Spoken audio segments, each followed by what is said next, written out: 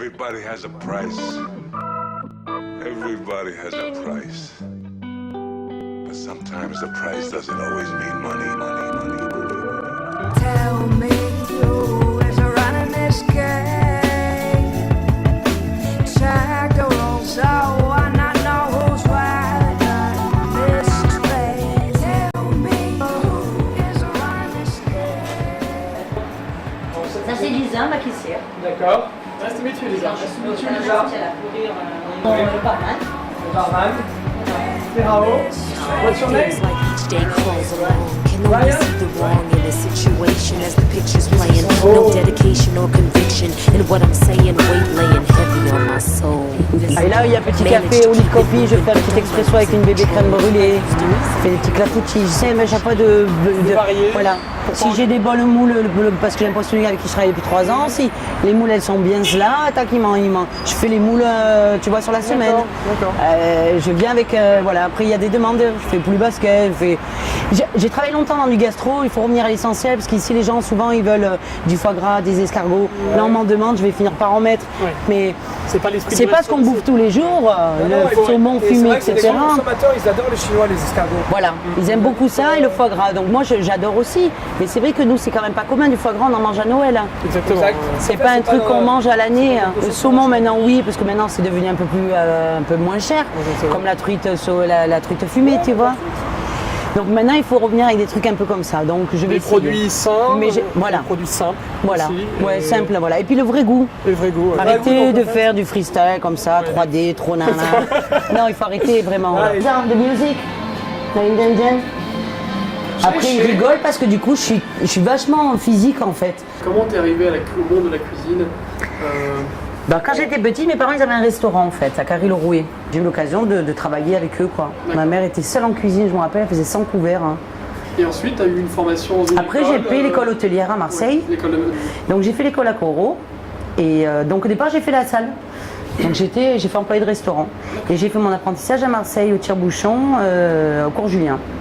Cuisine lyonnaise. Et j'ai pas voulu passer mon CAP restaurant, employé de restaurant.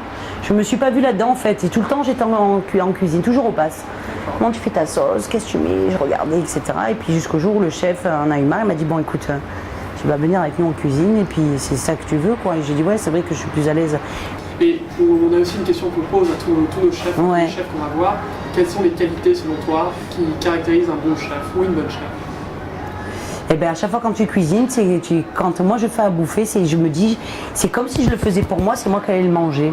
La passion du métier, après tu réfléchis pas. Et c'est vrai que l'avantage, c'est que dès l'instant où tu fais un métier comme ça et que tu peux t'expatrier, moi j'ai fait 4 ans en Chine, après j'ai jumpé, je pensais juste faire l'Italie, revenir. Alors, et en fait j'ai enchaîné. J'ai tourné sur les Caraïbes, voilà, et j'étais en Grèce et en Italie. Donc. Au niveau du concept Olive Restaurant, pour toi, tu le définis comment? Donc en fait, on a un spa à l'étage. Un spa à l'étage. Donc le restaurant, voilà, c'est le body, c'est un spa avec 9 thérapeutes thaïlandais et après du staff chinois. Ils viennent ici déjeuner, sustenté, puis l'après-midi, au lieu de faire la sieste, ils vont se faire masser. Voilà, où généralement ils montent, ils se font masser, après ils redescendent du dîner ou ils font l'inverse généralement. Voilà. À la base c'était un concept, donc elle a voulu venir avec une cuisine santé. Donc d'où le nom Olive. Donc pendant longtemps ça a été axé sur le restaurant italien. Moi en 2005 j'avais eu l'occasion de venir manger là. Du coup quand j'ai repris le lieu, moi je me suis dit tiens c'est sympa quoi, Olive ils m'ont dit tu veux qu'on te change, j'ai dit non, Olive moi ça me va bien quoi. Tu as mis des influences méditerranéennes. Totalement. Toi tu renouvelles ta carte souvent ici? Ouais. Combien de fois par Ça dépend parce que je travaille beaucoup avec les tableaux, donc c'est au gré de mes envies. D'accord, c'est vrai. Il y a des jours je rentre le matin, putain les gars, et tu vois, allez on va faire ça, on va faire ça. Voilà. C'est bien ça. Il y a une recette phare, est-ce que... Ouais, il y a ma pâte, il y a la chef Christelle Pasta. Ouais, d'accord. C'est la fettuccine, alors celle-là je l'ai créée vraiment par hasard. En 2007 j'avais fait un food testing chez une Australienne, parce que j'ai ouvert Dalian, le Riviera. Je suis arrivée chez elle et donc après 3 heures, 4 heures de conversation chez elle, elle me dit bon maintenant je voudrais que tu me fasses à manger, donc tu vas dans le frigo, je voudrais que tu me fasses des pâtes. Parce qu'elle adore la cuisine italienne, donc j'ai fait d'accord. Et j'ai trouvé donc des crevettes, des tomates cerises, elle avait des petites graines de fenouil, du pastis et de la crème. Et de l'emmental. Un peu de dessert ici Là, je fais tous mes desserts. Hein. Tu fais tous tes desserts? Ouais. Par exemple, les Chinois mangent moins sucré? Ah oui, j'enlève tout, hein, j'enlève. Tout. Ouais. C'est-à-dire là, j'ai la tarte au citron, crème, la meringue dessus, elle passe pas. Hein. Donc je fais chantilly. Chantilly.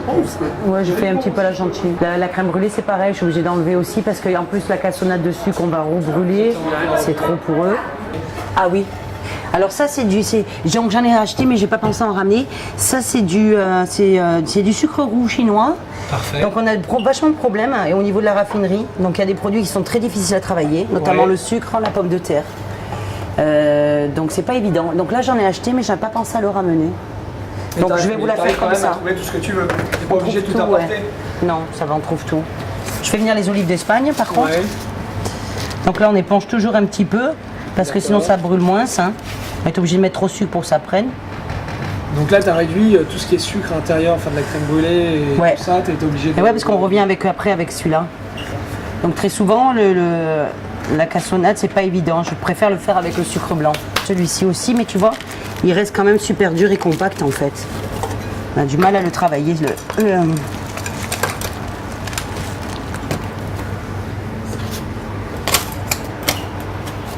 Il reste quand même très dur. Je pense que c'est il fait très sec ici. Hein.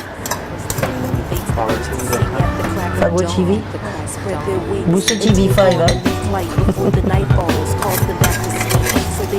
Donc c'est pas trop évident. Comme si quand ils sur un lac, donc je leur dis. Donc ils ont imprimé ça. Parce qu'avant ils le faisaient. Il faut leur donner des modèles un peu, faut leur donner... Toujours, il faut venir avec toujours des histoires, ouais. Si tu viens pas avec des histoires, ils comprennent pas en fait.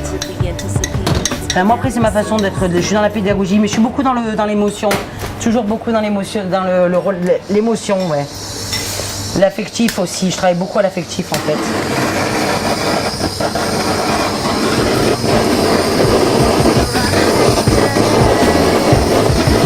Elle est fada, Elle est pas d'ado.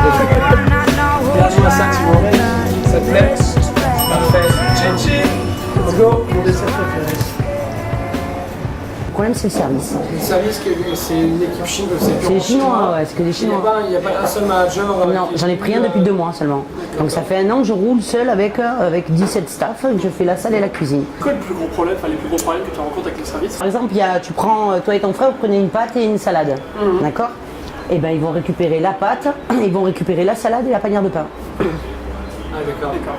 Donc prenez le chaud déjà, ils prennent pas le chaud, le pain ils ont du mal, souvent il manque la soupe, il manque la Ils n'amènent pas les deux assiettes en même temps, ils n'ont pas le concept de se dire...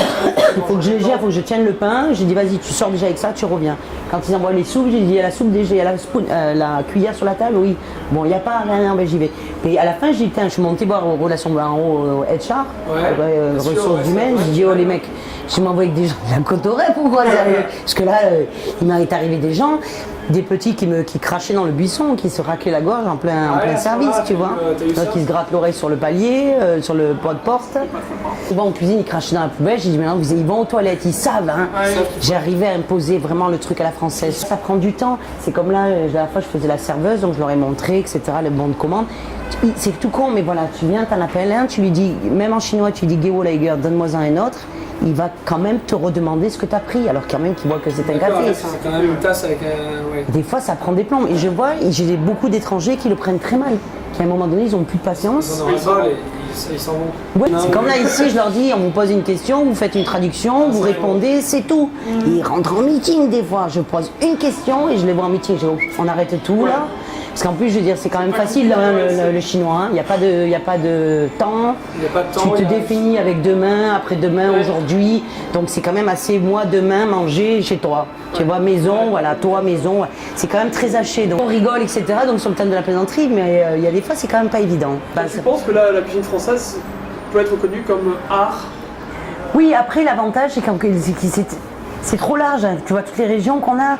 J'en parle encore avec ma soeur, putain, tu vas en Bretagne, tu manges au beurre en Normandie, tu fais des crêpes, là tu manges au Kunamian, là-bas tu vas saouler, tu dis t'as la cuisine du sud-ouest, le canard, je veux dire tu montes plus haut, t'as la choucroute, t'as toutes les saucisses, t'as le pâté, enfin je veux dire on a... En France c'est ça, c'est la diversité. Toutes les régions, on mange bien quoi. Je pense que vraiment il faudra arriver à ce que ça soit reconnu au niveau du monde. Mais la gastronomie française peut, hein, passer l'UNESCO largement. Et à l'étranger, vraiment il y a des possibilités. Moi pour rien au monde je retournerai vivre en France. Là je suis restée 20 jours, j'ai eu les boules en partant parce que j'ai laissé ma famille. Mais en même temps, je rentrais, c'est chez moi ici. Mon staff me manque. La France ou pas quand tu rentres comme ça après 2 ans ou 1 an sans... Si je profite, mais tout est hors de prix. Même les gens, la mentalité, ce qui se passe à la télé, mon Dieu. Donc il y a tout qui part un peu en live en France, donc je suis un petit peu... Je suis amère quand je rentre, hein. Il y a des trucs qui me dérangent hein, quand même. Après, bien, les gens... Ce qui te dérange le plus, c'est quoi? Les gens, ils ont perdu pied. Hein. Ils ont perdu pied, qui réalisent plus ce qu'ils ont. J'ai une amie qui habite à 2 pas de la mer, elle y va jamais. On te respecte pas. Et puis cet énervement, là, j'étais au volant, j'en ai pas arrêté de m'insulter. Oh, vous calmez. Matriculé 60, tu vois. J'aurais dû mettre le logo de l'OMT derrière. Tout est tendu, quoi. Je trouve que les gens sont pas franchement épanouis. Et pourtant, ils sont dans un cas de vie qui est extraordinaire. Et puis, voilà, les gens qui vraiment cassez-vous, quoi. Il y a matière à faire à l'étranger. La qualité de vie est bien meilleure. On fait des belles rencontres, on partage des gens. Moi, tous les jours, je partage avec eux et je leur envoie des trucs sains. C'est de la simplicité. Voilà, c'est des belles rencontres. Moi, je suis contente de vivre ici. Et je pense partir ailleurs encore, mais j'aime voyager. Tu partirais où? Je vais essayer le Cambodge. And we work many years together, and I really want to take Mike with me, and because I was not there for a month, and Mike he just handled the kitchen by himself. So if we open the business, he work 4 days, I work 4 days. He's happy, he have a happy life, I'm a happy life. Ok. Voilà.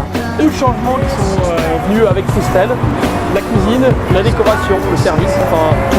Ce que je peux dire, j'embrasse tout le monde. Voilà, tous les gens.